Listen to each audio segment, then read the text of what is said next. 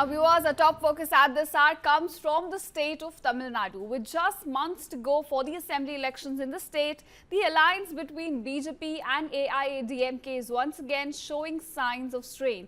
And this is despite the two formally reviving their partnership earlier this year. Now the latest flashpoint came after Union Home Minister Amit Shah categorically stated that if AIADMK-led alliance wins, the BJP will join the government.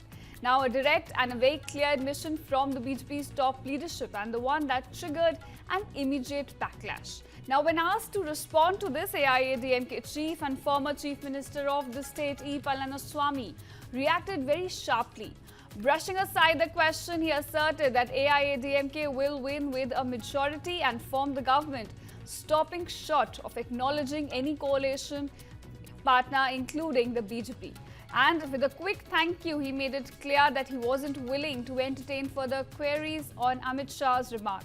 Now, this public tussle comes despite the fact that it was Shah himself who had stood beside EPS in April this year in Chennai, announcing the revival of the BJP-AIADMK alliance. But tensions, as it seems, between the two parties are not new. Now, the BJP's previous state president K. Annamalai had often taken pot shots at AIADMK, even calling Jayalalitha a convicted leader, a comment that led the AIADMK to pass a resolution distancing itself from BJP. Now, the alliance was on the verge of collapse and it took the replacement of Annamalai with senior leader Nayan Nagendran to bring the two sides back together. But even so, mutual trust appears fragile at this point. Now, party leaders continue to send mixed signals.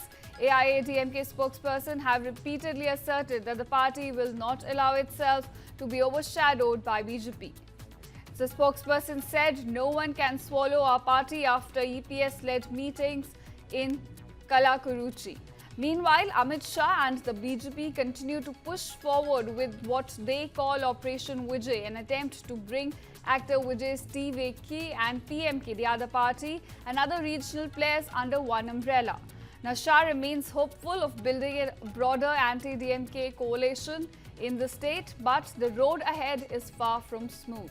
Vijay has made it clear that his party will not ally with either BJP or DMK, calling two parties ideological and political enemies.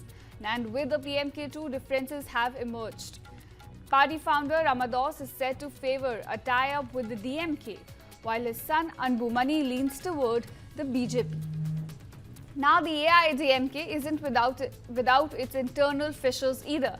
Senior leader K.A. Sengotian recently stayed away from a party felicitation event, angry that images of MGR and Jayalalitha were missing from the posters, a symbolic but very significant protest registered by the leader. Now, even as BJP and AIADMK prepare for a united front against the DMK, their divergent public messaging suggests that a power-sharing deal has not been agreed upon or accepted yet by both the parties.